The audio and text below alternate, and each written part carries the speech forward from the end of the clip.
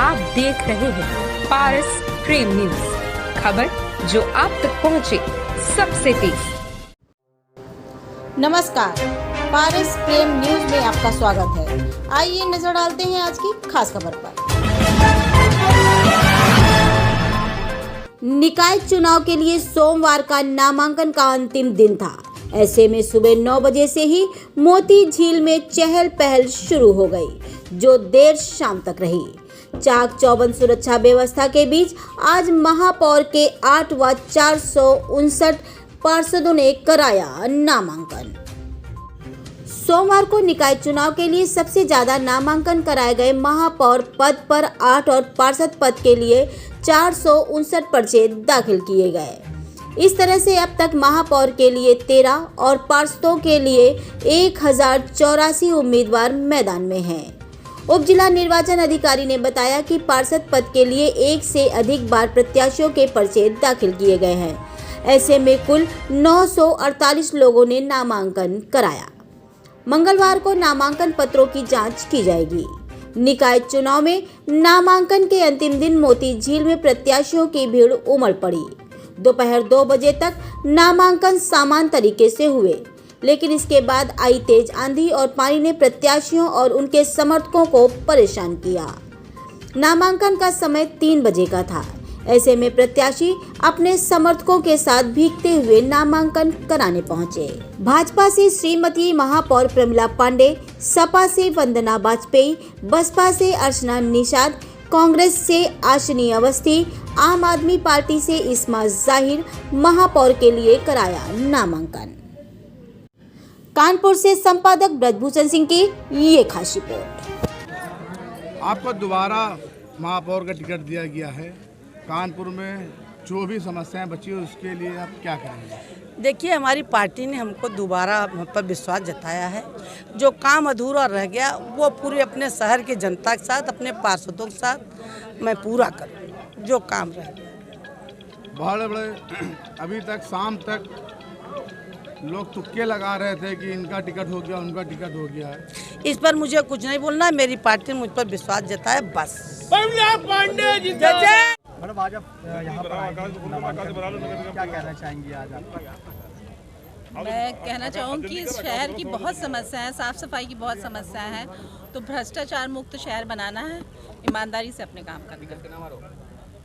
और क्या प्राथमिकता रहने वाली? पेयजल की समस्या, कूड़ा और सीवर की समस्या हो गई, आवारा जानवरों की समस्या, प्रदूषण, जाम, महिलाओं के लिए बाजारों में जो दिक्कत होती है यूरिनल की, इस पे सब पे काम करना है। पूर्व पार्षद को भी दोबारा से फिर से टिकट दे दिया गया भारतीय जनता पार्टी में, इसके बारे में?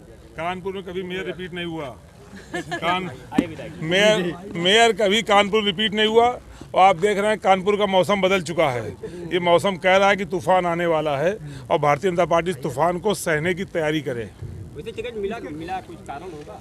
भाई, भारतीय जनता पार्टी कहते हैं कि वैचारिक आधार की पार्टी है, आरएसएस उसका बैकग्राउंड है, पर आरएसएस के सबसे बड़े चीफ को धता बता के टिकट लाना ये बताता है कि कुछ कॉमर्शियल टर्म्स पे टिकट हो गया है।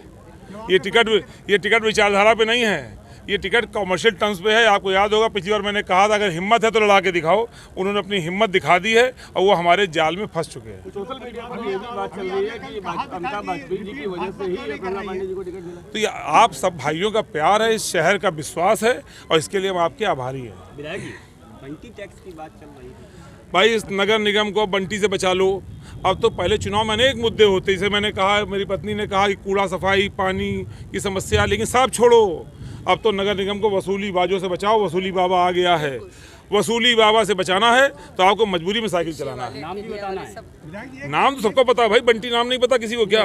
वो बड़े बड़े बाल कौन भूल गया भाई? नोच ली ठेले वालों तक की खाल, सफाई कर्मचारियों की उधेड़ दी खाल। वो बड़े बड़े बाल, बंटी से बचना है तो साइकिल चलाना मजबूरी है शहर की। आप कह रहे थे कि भाजपा रिपीट क्यों नहीं कर रही है? अब जब रिपीट हो गई है तब आप क्या कहना तो फंस गए ना मेरे जाल में। वो मैंने उनको उकसाया, वो उकस गए, मेरे जाल में फंस गए। लेकिन जिस तरह से उन्होंने आरएसएस के चीफ को अपमानित किया है, जिस तरह से एक सभ्य परिवार की बहू को जबरदस्ती आवेदन करा के फिर नामांकन पत्र खरीदवाने के बाद अपमानित किया है, हमें लगता है वो परिवार भी जवाब भारतीय जनता पार्टी को जल्दी दे देगा। Thank you. मैं अर्चना निषाद, बीएसपी से महापौर प्रत्याशी। मैम पिछला चुनाव भी आपने लड़ा था, जी। क्या कारण थे जो आपको विजयश्री नहीं मिली?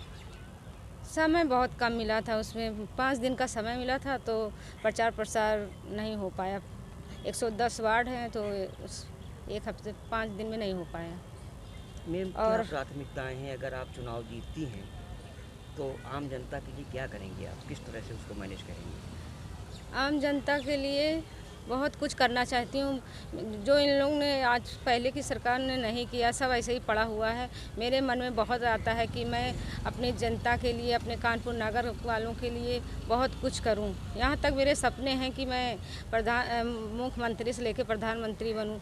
अपने कानपुर, पूरे भारत देश की साफ़ सफाई, एक सुंदरीकरण, एक बहुत बढ़िया भारत देश बनाना चाहती हूँ। और कानपुर के लिए तो बहुत ही ज़्यादा, जब ये नगर निगम चुनाव जीतती हूँ तो ये जो सड़कों पे आए दिन गाय जानवर घुमा करते हैं, उनके लिए गौशाला बनवाएंगे, क्योंकि उनकी वजह से वो कहीं सड़क पे, बीच सड़क पर बैठी रहती हैं, गाड़ियाँ चलती रहती हैं, एक्सीडेंट होता है, जानवर भी मरते हैं, लोग, इंसान के भी बहुत जान का खतरा हो जाता है। उसके लिए गौशाला बनाएंगे। और ये फुटपाथ पे साग सब्जी और ठेले वाले लगाए रहते हैं, उनको ऊपर गुंडा टैक्स वसूला जाता है, उसको निजात दिलाने के लिए उनके गरीब लोगों के लिए मदद करेंगे। और ये सड़क, नाली, बिजली, पानी, खरिंजा आदि की व्यवस्था सही करेंगे। और साफ़ सफाई, आदि दिन गंदगी बढ़ी रहती है, कोई सफाई अभी तक नहीं हो पाई, उसको सफाई के लिए बहुत अच्छा सुंदरीकरण बनाएंगे कानपुर नगर। मैम एक चीज़ और है, बसपा का एक बहुत अच्छा कभी जनाधार था, इस समय बसपा का वोटर छिटका हुआ है, तो ऐसे में कैसे उसको आप संगठित करेंगे? बसपा का वोट इस बार संगठित हो चुका है, अब नहीं छिटका। पहले जो हुआ तो हो गया, पहले भी नहीं था, पर वोट बढ़ते गया। हाँ, यह है कि हमारे प्रत्याशी निकल नहीं पा रहे थे, पर वोट लिस्ट में वोटा जो है बढ़ता गया प्रतिशत उसका। और इस बार तो हमारे साथ पूरा हमारा बहुजन समाज हमारे साथ है, और सर्व समाज भी है। सर्जन हिताय सर्जन सुखाय का नारा बीएसपी का है, जो वो उस पर हम काम करेंगे। कानपुर की जनता को अगर आप मेयर चुनी जाती हैं तो क्या संदेश देना चाहते हैं? संदेश ये देना चाहते हैं कि इस बार ओबीसी अर्चना निषाद महापौर प्रत्याशी को विजयी बनाइए। आपको बहुत अच्छे सुख सुविधाएं, आपके कानपुर नगर वालों के लिए बहुत अच्छा काम करने वाली हूँ। जितना आप लोगों ने सोचा नहीं होगा, उससे ज़्यादा करके दिखलाऊंगी। क्या मुद्दे रहे हैं आज आप पर्चा भरने आई हैं मेयर का? मेरा नाम इस्मा ज़हीर है और मैं आम आदमी पार्टी से मेयर की कैंडिडेट हूँ। जैसे कि चुनाव नगर निगम से जुड़े हुए हैं, तो नगर निगम के बहुत मुद्दे हैं। जैसे कि सबसे बड़ा मुद्दा तो भ्रष्टाचार का है, उसके बाद इंक्रोचमेंट है, उसके बाद साफ़ सफाई कानपुर शहर की किसी से छुपी नहीं है, सड़कों का हाल बेहाल है। नगर निगम में छोटे छोटे कामों के लिए आपको बहुत पैसे देने पड़ते हैं, और इस तरह की सुरक्षा, महिलाओं की सुरक्षा, पब्लिक टॉयलेट्स एंड पार्क्स कुछ भी नहीं है यहाँ पे। कोई काम होता है उसके बाद उनको ऐसे छोड़ दिया जाता है, बिजली के नंगे तार सड़कों में पड़े रहते हैं। बारिश होती है तो पता नहीं चलता है कि शहर नदी में है या नदी में शहर है। तो इस तरह की बहुत सारी परेशानियां हैं, जिनको देखते हुए आम आदमी पार्टी ने चुनाव में कूदने का मन बनाया है और एक प्रयास लेके पार्टी जो है वो काम कर रही है। आपको लगता है कि जो अभी मेयर करंट टाइम में थी यहाँ पर, उन्होंने कोई काम नहीं कराया है यहाँ पे? हाँ, अगर उन्होंने काम किया होता तो बेशक यहाँ पे आम आदमी पार्टी नहीं होती। आम आदमी पार्टी काम करने के लिए जानी जाती है, एक निष्ठावान पार्टी है। और इस बार पार्टी अपने 2 मुद्दे लेकर चुनाव में उतरी है, वो है आपका वाटर टैक्स माफ़ और बिजली बिल हाफ। इसके साथ ही पूरा जो शहर की गंदगी है वो भी साफ़। तो शहर को स्मार्ट सिटी कहा जा रहा, कई सारी रैंकिंग दी जा रही, तो क्या झूठी थी?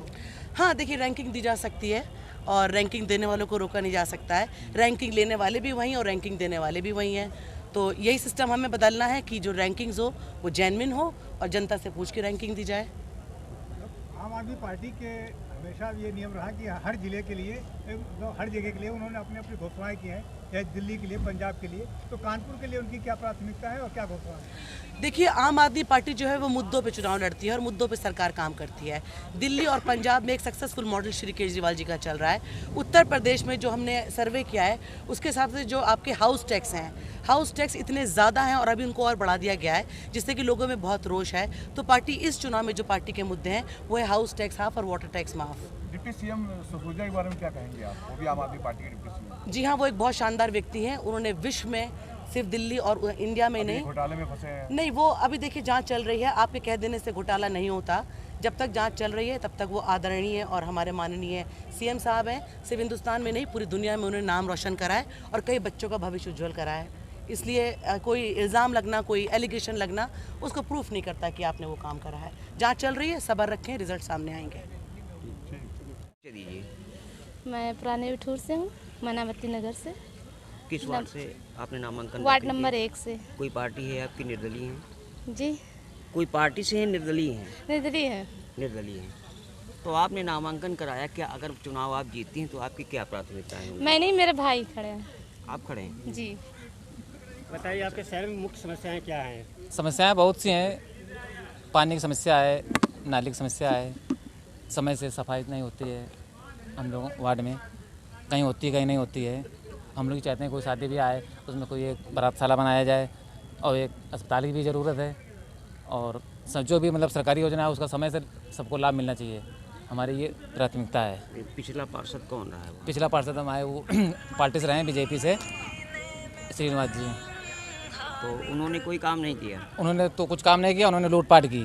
लूटपाट की? जो हमारे मोदी जी ने, प्रधानमंत्री जी ने जो भी योजना दी उस पर गरीबों से 20,000 10,000 रुपये ले करके उनका पैसा आवंटित करवाया।